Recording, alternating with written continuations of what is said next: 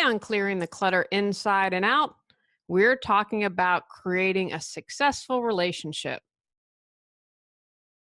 What personal development have you done to be a good partner? Have you thought about the baggage you may be bringing into a relationship? Why is honoring your emotions an important part of a healthy relationship?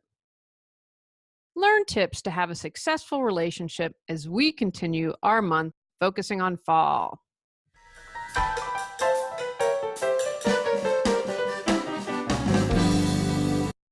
Ready to clear your clutter and share your gifts with the world? Every Tuesday at 1 p.m., join award-winning professional organizer, author, and certified life coach Julie Coraccio on clearing the clutter inside and out, as she teaches you how to navigate the waters to declutter your life. Julie Coraccio destroys the box and examines clutter in all areas.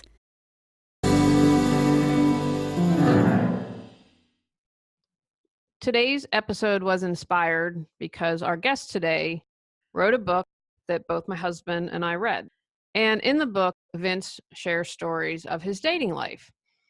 I had some pretty bad experiences, but some of the things that he shared really shocked me. The worst thing I had was a man who told me he happened to be an ex-priest. So I tell you, if you decide not to be a priest and start dating again, you may want to rethink your strategy and not be so picky. I was at my fighting weight and looked really good and would be thrilled to be back at that weight now. And he had the audacity to say to me, "You're just at the edge of what I find attractive." I think that's probably in a relationship the worst thing anyone has ever said to me. And probably one of the worst things you can say to a woman about weight and appearance in any way. Needless to say, we weren't dating after that. I think there's a lot of garbage out there too, like these magazines, 10 ways to win a man, 10 ways to win a woman. And what I appreciated about his book was that it takes a really funny, poignant look at dating. And as he says, he's a short, middle-aged guy with no game.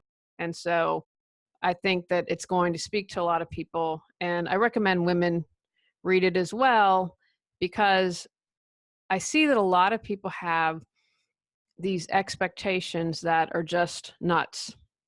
I tell this story a lot. I had a list of qualities I wanted in a husband, and there are things like integrity, kindness, intelligence, all the things my husband has. My one quote unquote material kind of thing that really wasn't necessary was height. I wanted a guy like 6 feet to 6'3". Well, guess what? I got a husband that's shorter than me, and I wouldn't trade him for anything. He's the best thing that has ever happened to me. And I had to have that realization, the aha moment that, you know what, what's really important here?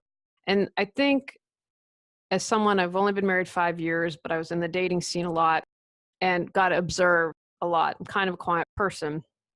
And that's what I appreciate about Vince's book, because there's based on his observations and talking to women. And I feel like men too, this isn't just a slant against women, that both men and women will overlook someone because they have this list of expectations, or she's his height, or she's taller, and it goes both ways on that. So you might be throwing away a good relationship because of being picky, to be honest.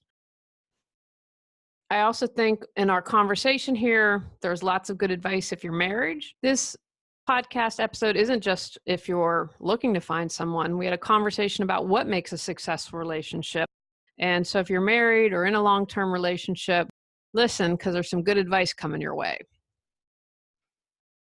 And finally, full disclosure, Vince is a friend. He was a groomsman in my wedding. He is a friend, but it was a really good book. And I love talking about relationship clutter and the things that we're doing to goof up our relationship. So I'm excited about our conversation today about how to have a successful relationship. Vince Gaglione is a guy who asks lots of questions, not only of himself, but also of his society and the world around him. Although he claims he's found no real answers, that hasn't stopped him in his quest to gain perspective on a little something we call life. Vince is the author of 13 books on personal transformation, self help, fiction, and poetry.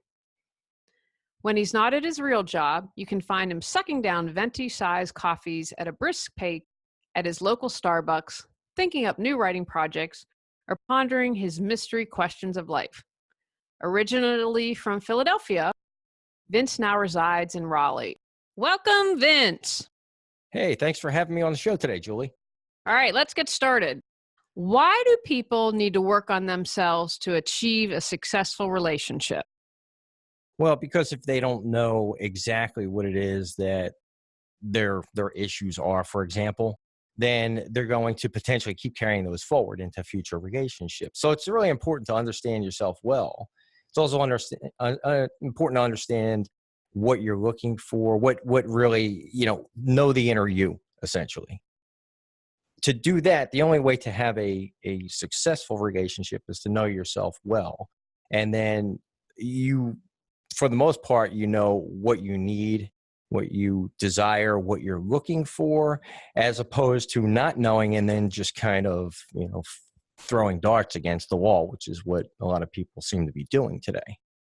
I would also say, as I approach my 5th year anniversary, that it's important to continue that process, not just stop it when you find someone or get married or you're in a long-term relationship. So what are your thoughts about that? Yeah, that's true, because we all change over time. We're still essentially the same people, the same core, but we do change in small, subtle ways. Sometimes they could be large changes, but it's important to take a look, stop, pause, and reflect. Get an idea of, where you are and kind of, check in with yourself. And when you do that, you have a better idea. You know exactly what you're doing, where your mind is, where your heart is going forward. So it's very important to do that, because if we just stop and we never look back and we never reflect, then things can go awry pretty quick. All of a sudden someone has changed and then the other person hasn't, and then you diverge in your paths. I wonder why you think most people don't take the time to reflect and figure out what their baggage is. I would say, based on my personal experience, and as I mentioned in the intro, I met Vince at a meetup, and so he was there before I met my husband, when I'd complain about the dating world and stuff. But my experience was that most people don't take the time to do self-reflection. So why do you think people are avoiding or not willing to take the time to examine their own baggage? Well, it's a very hard thing to do, especially if you kind of, understand or know that you might have some shortcomings. It's a lot easier to just kind of push those aside and keep going as you are, without really stopping and facing, kind of looking at yourself in the mirror. Also, people are very busy these days as well, so they don't necessarily slow down. We live in a fast-paced society, and it's really easy to jump from point A to point B without ever taking time to sit back and reflect and take a personal inventory. They can stop social media. I mean, people waste a ton of time on Facebook. I know I'm on all of the social media for business, but I've taken a step back. One, because people have gotten crazy on social media, but it just is such a time sucker. So that's when someone will say to me, "Oh, I don't have time to declutter." I'm like, "Yeah, you do. How much are you spending on social media or playing video games or whatever?" So what do you think about that? Yeah, that's true. I found myself doing that at times as well. Sometimes you can just sit there and scroll and review status updates and just watch a feed. And the next thing you know, 15 minutes have gone by and you wonder, where'd that last 15 minutes go? So people get trapped in the minutia of the day to day, that they don't spend the time to reflect back, or at least take that time to just, quiet themselves. And then that's where you find you make progress. But if you're just bouncing from A to B every day and it's nonstop, then you're never really turning yourself off, and you're never really listening to your inner voice. It's really easy to just do that. Once you get started down that path, it gets very difficult to kind of break out of that. So it's like you have to forcefully stop yourself. Otherwise, it just becomes a part of, what you do. This is your day every day. I also think in general, people would benefit from unplugging. Tony and I were out to dinner the other night, and we were watching and trying to figure out, are they on a first date? Have they had a couple dates or in the relationship? And it was very interesting to see two people sitting at the dinner table, not at the dinner table in a restaurant, but looking at their phones, and not taking that. I think we do that in intimate relationships. And, Tony brought me my iPad. And I'm grateful I didn't have it when we were dating, because that's one thing I actually asked him, do you think I'm addicted to the iPad? And he paused, and I thought, oh, he's pausing. So there's my answer right there. And he said, sometimes. So I have made a conscious effort to put it back. Like when he comes in at night, I put it down, charge it, and step away from that. So what's been your observation in relationships, whether your own or observing others, about people who just, in my opinion, need to unplug? I see it as 50-50. So like, I'm out on the patio a lot, out at my local coffee shop, and you see first dates happening all the time, or people who are together and they walk in and they sit down. So it's about 1 in every 2 couples are on the phone. Either one or both of them are on the phone. So they're sitting there, but they're together, but they're not really together. They're both off in their own separate space. And I always find it interesting because you're right. You can sort of tell, what the first dates are. And I've seen instances where one has been on the phone and the other person has been trying to chat and isn't fully engaged, or trying to be fully engaged.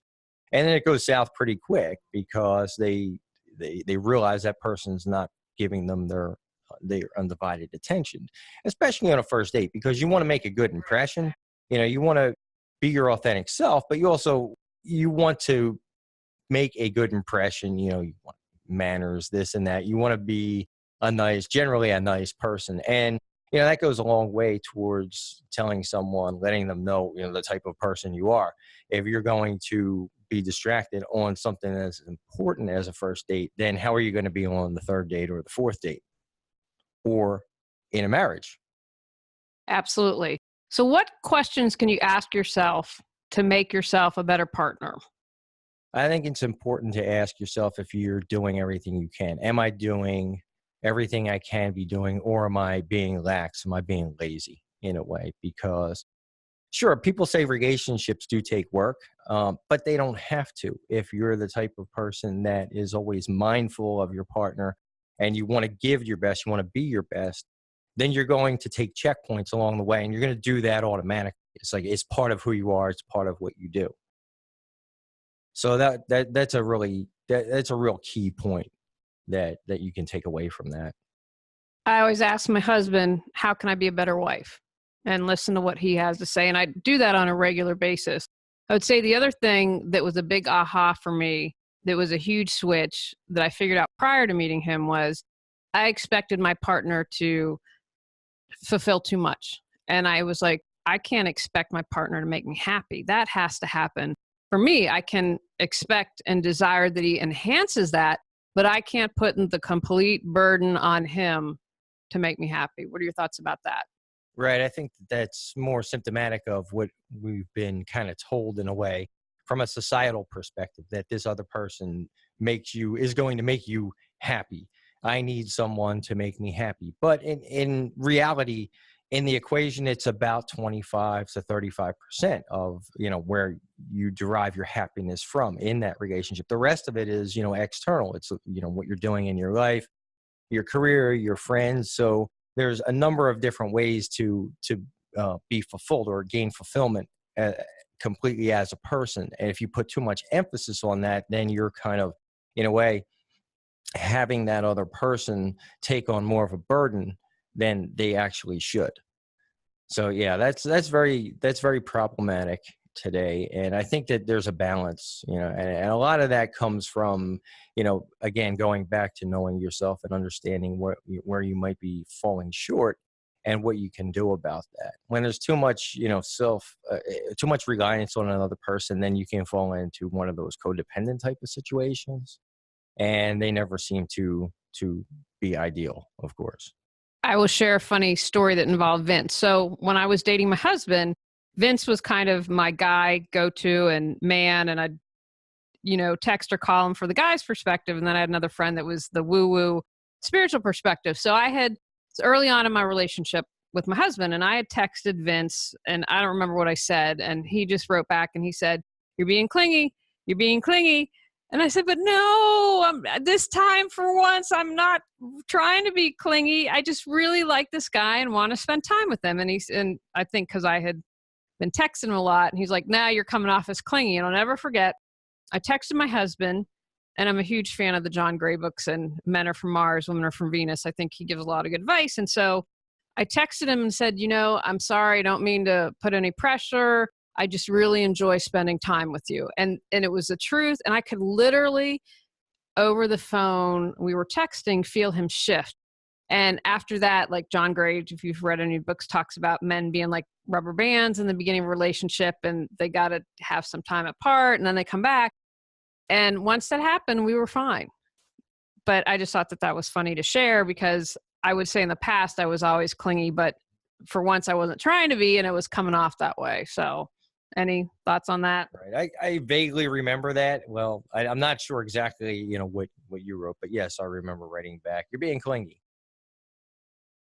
I think that it's important to, of course, maintain a little bit of distance, because, especially initially, because you don't want to be overwhelming. You don't want to jump into or dive into immediate relationship, immediate 24/7 with that person, because you don't even know if you're going to like that person. Essentially, it takes a while to figure out and understand, what another person is all about, especially, their heart from within. It's about being vulnerable. You both have to be vulnerable to a point where the other person can see that, to really understand who they are that's staring back at. And right off the jump, when things like that happen, it just kind of, people start to repel. One, it might be a little too much, so they'll start to back away. When the other person might actually try even harder, will force the other person to back away even more.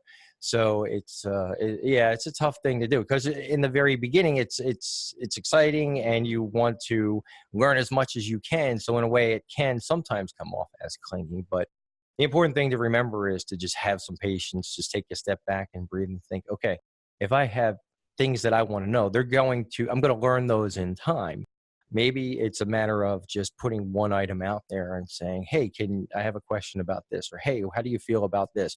Rather than putting the whole list together and then firing off one question, the next question, the next question. So it kind of gives you time to take a step back, let them process it, let them provide a response, and then you continue forward. So it's a step, it's a process, one step at a time.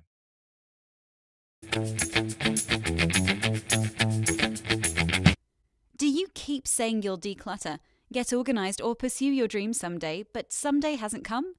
Learn how Julie Coraccio can support you at reawakenyourbrilliance.com.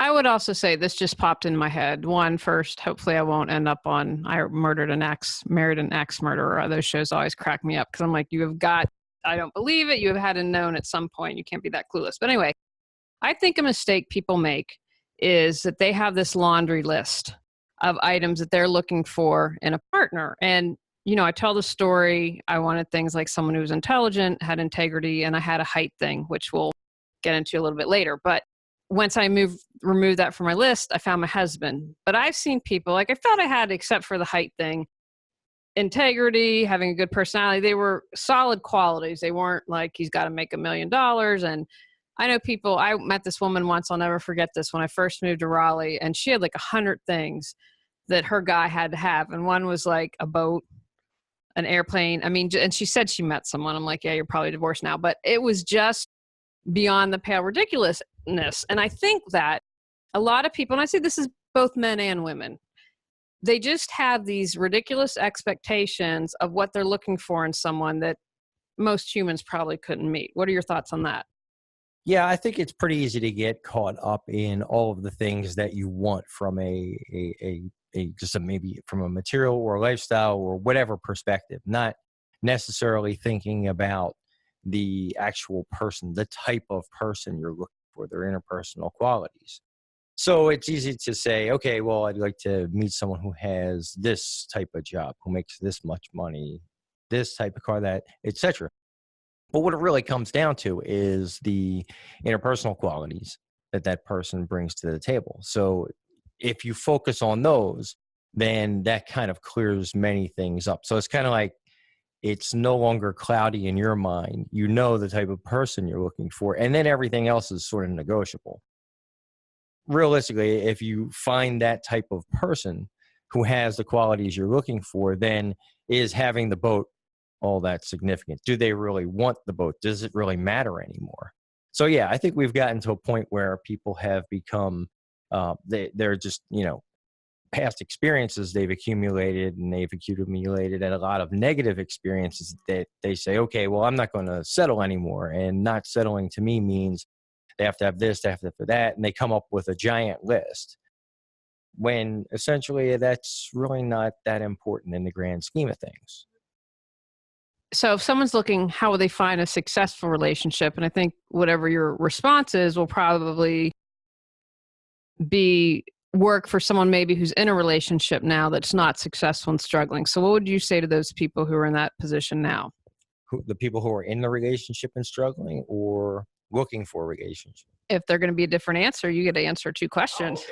All right, sure. Well, if you're single and you are looking, then the best thing to do is just continue to work on yourself, right? So you want to, there's nothing specifically that you can do other than getting out and about and, remaining visible. People are not going to come to you. You can't just, sit there and hope someone knocks on your door and then there that person is. So you have to be out there, you have to be visible, do some social activities, things that you're interested in doing, just meet people, talk to everybody. From a personal standpoint, it's also important to understand what you're looking for. So that way, when you are meeting people, you can gain an idea of whether or not this person might be right, engage whether or not they're interested. I had a coach a long time ago who told me that basically said luck is preparation meeting opportunity, right? So if you're doing all the work and you're the best person you can be, you're your best self, you know what you're looking for, then when opportunities come up, you'll be able to recognize those and you'll be able to make a decision whether or not those are good to pursue or not so. I'd agree with that. Part of the question, I'm sorry. No, that's okay. So the second part, so that was for if someone's looking for a relationship. So if someone's maybe in a relationship now, they don't have to be married, but maybe been dating for a while and it's not successful and they're struggling or having challenges, what advice would you have for them? Well, I would say evaluate it and don't stay in it just because that's comfortable to you. It has to work for you. It has to work for both of you. And if there's a disconnect, if you've gone in separate directions, or you have personalities that just don't mesh, there seems to be contention, or it seems like more of a fight, more of a struggle. And that's why people say that relationships take work. They do, but sometimes they take a lot of work. So if they take a lot of work, it's probably not the right relationship. I've been in good and bad relationships. So the ones that have always been the best for me they've had a flow to. It was very easy because we were very similar people. We had similar lifestyles and it just flowed naturally. We were happy being together. And then there have been others where we've been on different pages, personality-wise, not the greatest of match, different lifestyles. So one or both of us kind of felt a lot of, inner turmoil and a lot of, inner pull to say, really explore this. There's something wrong here and I need to sit down and figure out what that is. So I would say don't stay in it just for the sake of staying in it. It has to work for both of you. And you have to, of course, be giving, your best effort as well. There's a point between giving your best effort and knowing that something's untenable. And listen to yourself, because your intuition really does know. It knows more than what our logical brains know on an emotional level and on a soul level. So it's important to listen. So if you're hearing yourself say, this isn't right, then you might need to explore that further. Now, in your book, you talk about honoring your emotions, and correct me, you might have phrased it differently because that's how I would call it. And I did an episode on that because I think it's super important. But I'd like to hear your perspective on what you mean by that and what does that mean to you and in relationships? To me, it means not putting them aside. So if you're feeling something, then take the time to explore it and to really understand it. And also, don't put it away. Don't just package it up and say, okay, well, I'm feeling this way, so I'm just going to stifle this. And you have to at least express that, know what it is, and then if you're going to be upset about something, then feel upset. It's okay to be upset. It's okay to be angry, that all those emotions come out. And then once they do, then figure out what your next steps are, what you can do to kind of move forward, what you can do to help your situation. But it's important to honor those, know what you're feeling, and then be able to feel those emotions, because when you don't, they just sit there and they just sort of fester in a way, and it comes out in other ways, and then it sort of clouds the primary emotion that was at the core of it. So then you can easily lose sight of that and then go off on a different direction, not fully understanding what's really going on. So Tony and I had our first big fight in April, and we ended up, I was so angry at him. And as he put, I lost some of my unicorn shine. But I was angry. It's one of the angriest things I've ever been in my life. And I knew, but it was really helpful because it taught me a couple things. One, I knew in that moment, as angry as I was at him, I'd have to forgive him and I'd have to move past it. And I'm like, oh, now I understand why people get divorced. Or you think, gosh, they haven't been married that long. And so doesn't make sense. But I thought, oh, because it starts out as this little, okay, that's this fight, but then the emotions aren't honored, they're not shared, it's never fully vetted. And so then something else builds upon that and builds and builds and builds. Whereas if you would have dealt with something at the beginning, then it would have been fine. And the other thing that was really important is I knew in that moment, I can't solve this. I need support. And my husband's not into the woo woo as much as I am. So I felt the universe had our back. I saw this therapist. I'm like, okay, I liked her 2-minute video on her site. We got an appointment the next day. And what was really helpful, because I said to her, I said, this is our first fight. And she's like, you've been married almost 5 years. Like, you are doing really well. Because, you don't have a measuring stick. For me, never having been married, what is quote unquote normal? And what was very helpful is, because he was a little bit skeptical of the process. And I said, well, it's either this or the woo-woo stuff. So he went with this. But what was great about her is she had my number. She's like, you like to control things. Okay, perfect. She knows what she's talking about. She's got my number, so we can do this. But saying, okay, we need support in this moment. And then it was fine because I was able to let it go and move forward.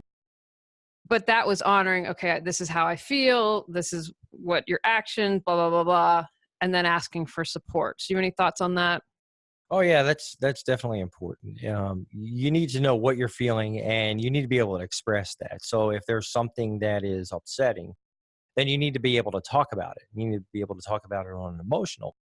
And if you do need support, then yes, reach out, because many people don't know what to do with these things when they occur, and then they try to take them on themselves, even if it's something they don't understand or something that's kind of been bugging them for a long time. And if they don't deal with that, then it just kind of sits there, and then other things build on top of that, and then you have a giant mess on your hands, of course. So that is important. I think today many people are just afraid of reaching out. They're afraid of asking for help. They're afraid of looking for help. And that just very, very well may be a product of society today, especially, social media. Everybody's out there. All of their posts are happy posts for the most part. Everybody's doing cool stuff. Everybody's taking great pictures. And then they think that, okay, well, why are these people having such a great time and I'm not? So it kind of feeds on itself as well. I saw a little clip on someone who's like an Instagram star, and it was exhausting the amount of time to get the right picture. I'm like, nah, I'll earn my money another way. It was just too much. So I want to know what your thoughts are. Once we figure out what our challenges, our baggage is, how do we go about working to improve them? There are plenty of help references out there, self-help references, of course, and you might need suggestions. But the important thing is to remain persistent. So don't let it go. Don't just say, okay, well, this is what I need to do, and then put it aside. The goal is to start working on it. And if you have to work on one thing a day, or you need a day where you can work on a bunch of things, but it's important not to lose sight of it. I think that's that's part of the challenge. Of course, getting the help, at least acknowledging it, understanding, that's the first part. And then the second step is what you're going to do to take action, because, you could feel lost, you could feel helpless, and you could feel like, I have no idea how to start or how to sort this problem. So then, help might be required there, or it's easier to break it down into small pieces. What can I do right now? What do I know? And I know what we'll do to help. Then let me start on that. And that might open the door to understanding better the next piece of it and how to deal with that. So talk a little bit about your book. I wanted to have Vince on the podcast today. Both my husband and myself read his book and could relate to that, even though we're married and it was written from a single man's perspective. But it was really engaging. And, well, just you talk about the book, and then I'll ask any questions that might come over. But tell us about the book. Okay. The book is called Confessions of a Middle-Aged Short Guy with No Game. Essentially, it was a book that I had written because I had always had questions about, my how I felt about dating, and what I would see, the type of reactions that, issues that I had dealt with. So as a short person, there's been a height bias, and there always has been a height bias. And that goes into specific, psychological primal types of brain stuff, limbic brain stuff. When it comes to guys in height and women and how they see guys of a certain height. One night I was sitting around the table with a bunch of my guy friends, and we were talking about, dating. The topics always come up, the dating, relationships, dating sites, etc. And my one friend wanted to get our opinion of a woman that he was chatting with on Bumble. So he passed the phone around to everybody. And we gave him our opinion once we had seen, the text messaging back and forth. But then I asked him to bring up his Bumble queue because I was curious. And when he brought up his queue was full. And I said to him, I said, "You get a full queue here. These are, what are you going to do with all these people?" He's like, well, I'll just swipe. And then, a bunch of them will go away, and then it'll re-go it again. And I thought to myself, how is that even possible? Because I've been on Bumble for as long as this guy, probably even longer. And I might only have one or two people at a time who have ever swiped on me. I thought to myself at that point, well, okay, this goes all the way back. I know that, height has always been an issue. At least it was an issue for me when I was in my teenage years and my early adulthood. And I understood, how that affected me during those years. But then I thought, okay, well, this guy's an average guy. Yeah, he looks a little bit bigger and stockier, and but he's not really tall, and he's just another average guy. How come his queue is full and mine is always empty? So I started to go on a fact-finding mission, essentially, asking a lot of questions at social events, single events, talking to different people at the events, and conversations always come up with respect to dating. So you might find in a mixed group conversation, one woman might talk about a past experience or has just a comment, or someone brings up dating and someone goes, "Oh no." And then it just sort of starts the conversation. So I would ask specific questions, and I would listen to the responses. So I put more and more of this information together. I talked to more people, mostly women, single women, married women, social settings, single events. And I came up with information, and I kind of understood in a way how a woman will see things, from at least from an initial attraction, from a physical point of view. And then I realized that the average guys are just kind of nondescript. They're just, out there here and there, and they're pretty much everywhere. So there's not a whole heck of a lot from a physical perspective that, we can go and say, okay, this is what will attract the woman, in a way, because it doesn't necessarily work that way. And of course, they're geared towards height being one, a number of other different characteristics, physical as well as interpersonal characteristics. So yeah, it was really interesting to do research on it and to gain a better understanding of where I actually sat in the pecking order as a short average guy in dating in 2018. My husband's shorter than Vince, and I think I learned in the book from Vince what the average height of a guy. Cause I'm like, you're not short, and he's like, yes, I am. But Tony read it, I read it, and he was like, yeah, this is my experience. The other thing that I think women should read this book too, because I was in shock. I know a lot about Vince, and he'd shared some stories, but not all, or they might have been. Women would benefit from reading the book, because don't be like some of the women in this book, because I think we all have a horror story of someone who was completely awful, but these were just some stories that were like, wow. And it broke my heart that I could relate to that, and that my husband could, and that we're not alone in that. Yeah, I think that, it was important to put those in there because part of the book, the first part of the book that I focus on, I go back through my dating history. So I talk about when I noticed that I was different and the things that I was seeing, like friends, the girls were attracted to them and not me. They were all so much taller than me. So, for me, it was more or less a providing that dating history and providing, how each of those experiences made me feel. Right. So, and how that affected me going forward. So definitely, what I saw in my teenage years and understanding, where the attention went left me in a pretty bad state in my 20s because I would internalize all of this stuff. So I wasn't like one of those guys who would just ask anybody and just one said no, the next one said no, keep going. I kind of took those personally. I kind of thought to myself, okay, so what's wrong with me? How come everybody is saying no to me? So that affected me for many years going forward. So that took me through my entire 20s and into my early 30s. So, it lends itself towards the things, the negative experiences we accumulate when we're young, how they affect us, how they could affect us if you're not, able to work on those issues and process them appropriately and get the help you might need and understand. That was the big key for me, is in understanding. I kind of knew, but I really wanted concrete evidence. It's like, okay, this is how it is. Yes, there is a pecking order and I know where I sit and I'm okay with that. Going back, it was like you had said earlier, oh, you're not short but really that's not actually the truth. I am short. I am shorter than the average height, which makes me short.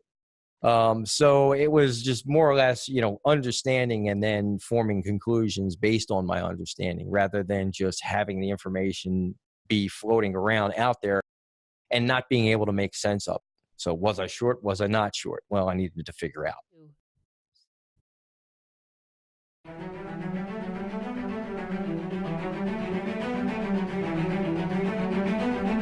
Losing money because you aren't organized? Tired of spending hours looking for things? Stressed out? Go to reawakenyourbrilliance.com to learn how Julie Coraccio can support you.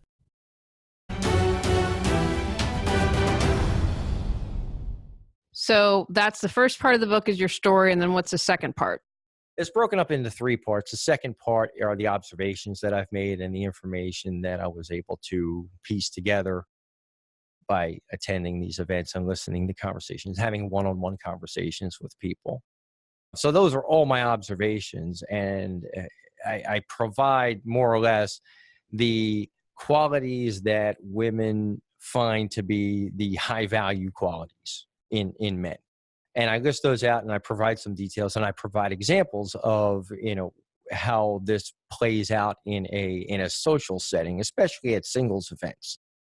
So that was really interesting to see, to understand, okay, this is a quality that women are, find attractive.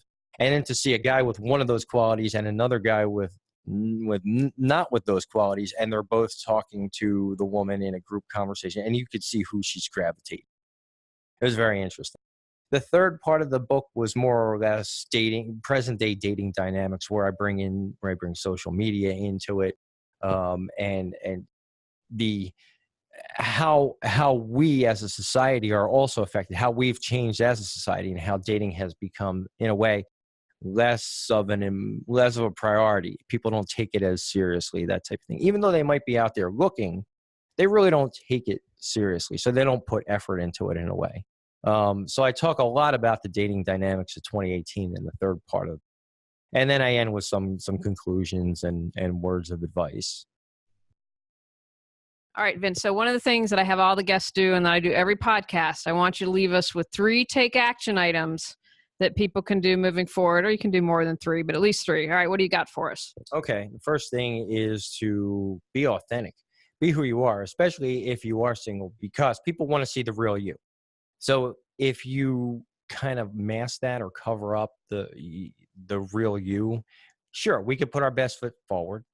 Everyone needs to put their best foot forward, of course. But if you're covering who you are in the process, then it eventually will come out anyway, because we always get to an understanding of who that person is that we're interacting with. It might take a few weeks, it might take a few months, but we always figure that out. And that's everyone. So that would be the first thing, be authentic.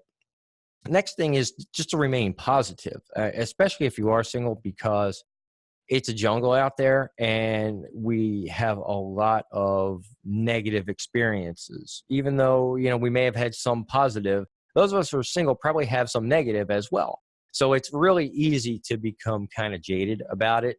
But if you're out there, you're trying to meet people, then it's important to, in a way, put your best foot forward, but just remain positive, maintain a positive disposition. That's key, because if you're out there and you're at an event you don't want to be at, or, someone had messaged you and now they're not messaging you anymore, and you go out there, you have that on your mind, it's going to take away from your experience. So, it's important. And the other thing is also to live in the moment, be present, understand that not everything has to have an end result. So you can't say, or you shouldn't say, okay, I'm going to this event to find a date. I'm going to meet somebody here and I'm going to get a phone number or get an email and I'm going to schedule it. And if you do that, then you're not really there, being your authentic self. You're not enjoying it for what it is. And you're also kind of like looking, you might wind up missing pieces of conversations, or just missing being in that environment because you had an agenda and you had focused on that.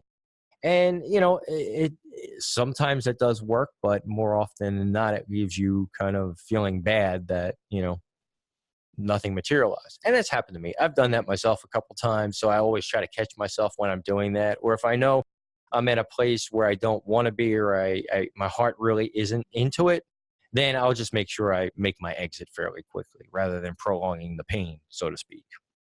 So your take actions are to be authentic, be positive, and be present. Now, Vince, tell us how people can purchase the book or find out more information about you. All the information is on my website. It's www.vincegaglione.com. I have a Twitter page. I have a Twitter handle, Facebook. My Twitter is @VinceGaglione. Facebook, I have a number of different pages. One, my personal page, but the book also has a companion page called The Average Joe Dating Confessional. So if you go and type in Average Joe Dating Confessional, it'll pop up just like the page. All the information is out there. I'm also on Goodreads, Google Plus, and Instagram as well. We will put Vince Gaglione. He's a nice Italian boy, so we will spell it out for you and put that in the show notes, as well as the YouTube link. And his book is available, purchase on Amazon. Well, thanks for coming out today, Vince. Certainly. I appreciate the opportunity. It was great. On our next episode, we're talking about kids' paperwork and art. Go out, clear the clutter to create the life you choose, deserve, and desire. Ready to live a more joyful and fulfilling life? Sign up for our newsletter at reawakenyourbrilliance.com and receive a free copy of 10 Steps to Clearing Clutter Inside and Out. If you enjoyed today's episode, please rate and review Clearing the Clutter Inside and Out. See you next Tuesday at 1 p.m.